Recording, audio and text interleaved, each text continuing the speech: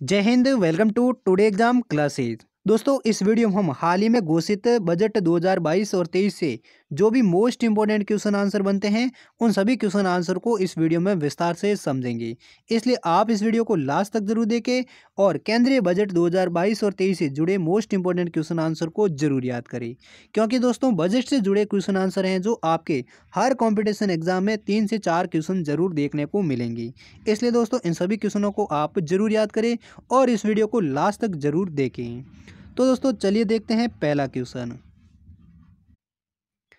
पहला क्वेश्चन है, केंद्रीय बजट 2022 से 23 में बजट के कितने केंद्र बिंदु क्षेत्र प्रस्तुत किए गए हैं? तो इस सवाल का सही जवाब देगा ऑप्शन ए, यानी केंद्रीय बजट 2022 से 23 में बजट के 7 केंद्र बिंदु क्षेत्र प्रस्तुत किए गए हैं। कितने केंद्र बिंदु क्षेत्र प्रस्तुत किए गए हैं बजट 2022-23 में? 7 केंद्र बिंदु। दूसरा क्वेश्चन है, अनुसूचित वाणिज्यिक बैंकों द्वारा 75 जिलों में कितनी डिजिटल बैंकिंग प्रणाली स्थापित की जाएगी? तो दोस्तों सरकार है वो लगातार डिजिटल बैंकों को बढ़ावा दे रही हैं, इसलिए आगे बढ़ते 75 जिलों में 75 डिजिटल बैंकिंग इकाइयां स्थापित करने की घोषणा की हैं। तो इस सवाल का सही जवाब देगा ऑप्शन सी, है वो सही जवाब हो जाएगा, यानी अनुसूचित वाणिज्यिक बैंकों द्वारा 75 जिलों में 75 डिजिटल बैंकिंग प्रणाली स्थापित की जाएगी। अगला क्वेश्चन है, कोऑपरेटिव सोसाइटी के लिए 18% टैक्स दर को घटाकर कितने फीसदी करने की घोषणा की गई है? तो हाल ही में इस बजट 2022-23 में कोऑपरेटिव सोसाइटी के लिए 18% टैक्स दर को घटाकर 15% टैक्स करने की घोषणा की गई है। कितने प्रतिशत घटाकर? 18 से घटाकर 15% कोऑपरेटिव सोसाइटी के लिए टैक्स दर रखी गई है। अगला नेक्स्ट क्वेश्चन है, अगले 3 वर्षों के दौरान कितने पीएम गति शक्ति कार्गो टर्मिनल विकसित किए जाएंगे? तो हाल ही में वित्त मंत्री निर्मला सीतारमण जी हैं जिन्होंने कहा है कि अगले 3 वर्षों के दौरान 100 पीएम गति शक्ति कार्गो टर्मिनल विकसित किए जाएंगे। तो इस सवाल का सही जवाब देगा ऑप्शन सी, है वो सही जवाब हो जाएगा, यानी अगले 3 वर्षों के दौरान 100 पीएम गति शक्ति कार्गो टर्मिनल विकसित किए जाएंगे। अगला नेक्स्ट क्वेश्चन है, केंद्रीय वित्त मंत्री ने बजट में वित्त वर्ष 2023 में कितने किलोमीटर का हाईवे तैयार किया जाएगा? तो दोस्तों हाल ही में केंद्रीय वित्त मंत्री निर्मला सीतारमण जी हैं जिन्होंने बजट 2022-23 पेश करते हुए बताया कि वित्त वर्ष 2023 में 25,000 किलोमीटर तक हाईवे रोड तैयार किया जाएगा। तो इस सवाल का सही जवाब देगा ऑप्शन सी, है वो सही जवाब हो जाएगा, यानी केंद्रीय वित्त मंत्री ने बजट में वित्त वर्ष 2023 में 25,000 किलोमीटर का हाईवे तैयार करने का प्रस्ताव पेश किया है। नेक्स्ट क्वेश्चन है, भारतीय संविधान के किस अनुच्छेद के तहत एक वर्ष के केंद्रीय बजट को वार्षिक वित्तीय विवरण कहा जाता है? तो भारतीय अनुच्छेद 112 के तहत एक वर्ष के केंद्रीय बजट को वार्षिक वित्तीय विवरण कहा जाता है। तो इस सवाल का सही जवाब देगा ऑप्शन डी, है वो सही जवाब हो जाएगा, यानी भारतीय अनुच्छेद 112 के तहत एक वर्ष के केंद्रीय बजट को वार्षिक वित्तीय विवरण कहा जाता है। क्या कहा जाता है? वार्षिक वित्तीय विवरण। और किस अनुच्छेद के तहत? अनुच्छेद 112 के तहत। अगला क्वेश्चन है, वित्त मंत्री निर्मला सीतारमण ने बजट पेश में देश के कितने प्रतिशत दर से बढ़ने की उम्मीद की है? तो हाल ही में वित्त मंत्री निर्मला सीतारमण जी ने बजट पेश करते हुए देश के 9.27% की दर से देश को बढ़ने की उम्मीद जताई है। तो इस सवाल का सही जवाब देगा ऑप्शन सी, है वो सही जवाब हो जाएगा, यानी वित्त मंत्री निर्मला सीतारमण जी ने बजट पेश के देश के 9.27% दर से बढ़ने की उम्मीद की है। अगला क्वेश्चन है, अगले 3 वर्षों में यात्रियों के लिए उच्च दक्षता और बेहतर सुविधाओं वाली कितनी नई पीढ़ी की वंदे भारत ट्रेनें विकसित की जाएगी? तो इस सवाल का सही जवाब देगा ऑप्शन बी, यानी अगले 3 वर्षों में यात्रियों के लिए उच्च दक्षता और बेहतर सुविधाओं वाली 400 नई पीढ़ी की वंदे भारत ट्रेनें विकसित की जाएगी। कौन सी ट्रेनें? वंदे भारत ट्रेनें। और कितनी? 400 ट्रेनें। नेक्स्ट क्वेश्चन है कोर बैंकिंग सिस्टम पर कितने डाकघर आएंगे।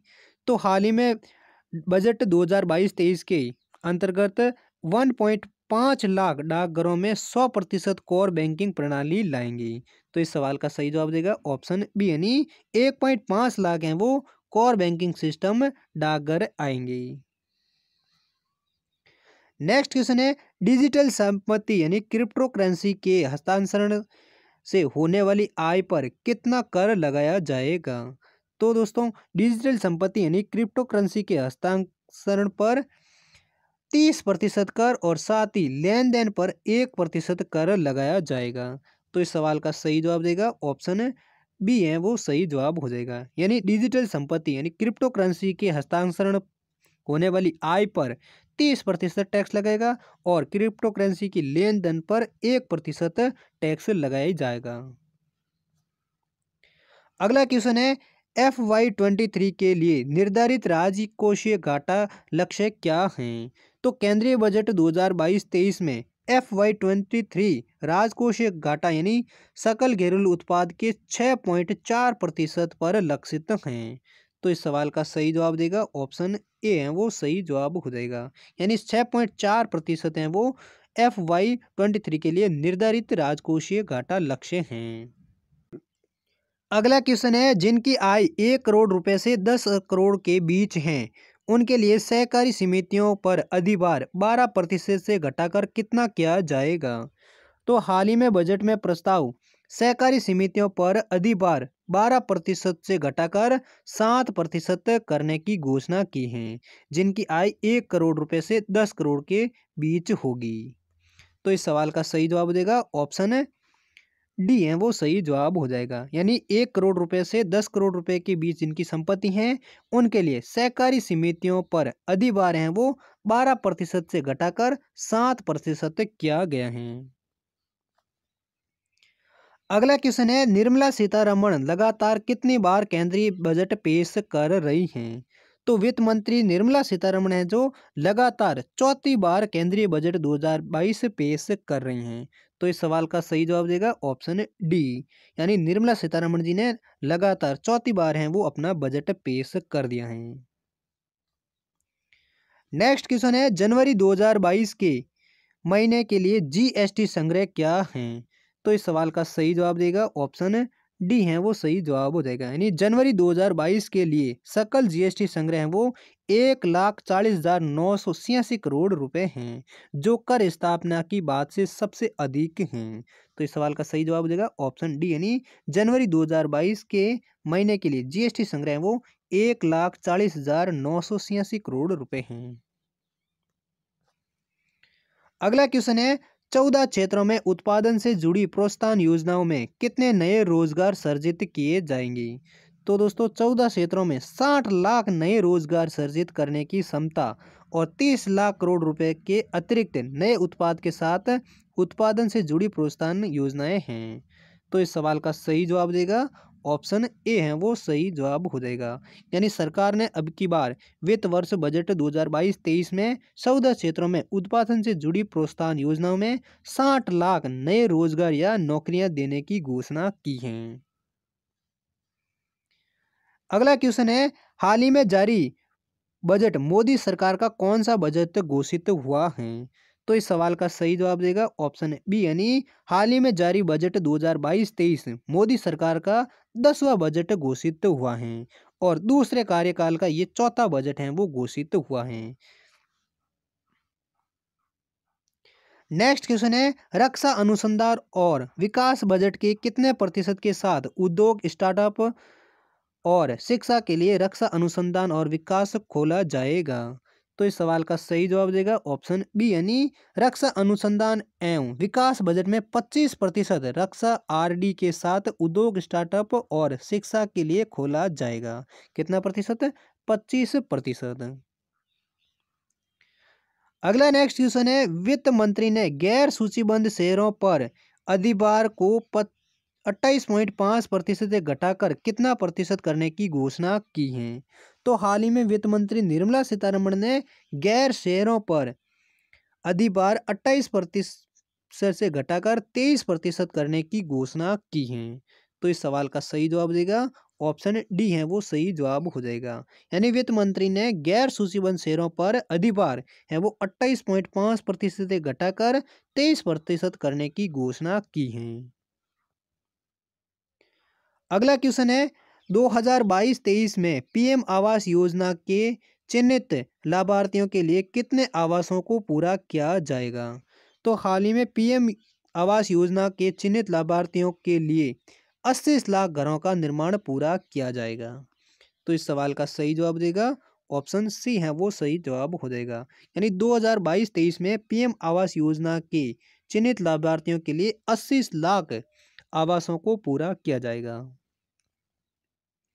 नेक्स्ट क्वेश्चन है स्वतंत्र भारत का पहला बजट कब पेश किया गया था। तो स्वतंत्र भारत का पहला बजट है वो साल 1947 में पेश किया गया था। तो इस सवाल का सही जवाब देगा ऑप्शन बी, स्वतंत्र भारत का पहला बजट साल 1947 में पेश किया गया था। अगला क्वेश्चन है भारत में सबसे लंबा बजट भाषण देने का रिकॉर्ड किसके नाम है। तो इस सवाल का भी सही जवाब देगा ऑप्शन ए, यानी भारत का सबसे लंबा बजट भाषण देने का रिकॉर्ड है वो वित्त मंत्री निर्मला सीतारमण के नाम हैं, जिन्होंने साल 2020-21 के बजट पेश करते हुए 2 घंटे 42 मिनट तक भाषण दिया था, जो एक बड़ा रिकॉर्ड है। तो दोस्तों ये थे बजट 2022-23 से जुड़े कुछ मोस्ट इंपॉर्टेंट क्वेश्चन आंसर। उम्मीद करता हूँ ये सभी क्वेश्चन आपको अच्छे से याद हो गए होंगे। अगर याद हो गए तो इस वीडियो को लाइक करें, चैनल पर पहली बार है तो चैनल को भी ज़रूर सब्सक्राइब करें। और इन सभी क्वेश्चनों का पीडीएफ है वो आप हमारे टेलीग्राम ग्रुप से भी डाउनलोड कर सकते हैं, जिसका लिंक आपको हमारी इस वीडियो की डिस्क्रिप्शन में मिल जाएगा, जहाँ से आप बजट से जुड़े सभी इन क्वेश्चन आंसर के पीडीएफ को डाउनलोड कर सकते हैं। और हम मिलते हैं अगली वीडियो के साथ, तब तक के लिए जय हिंद, वंदे मातरम।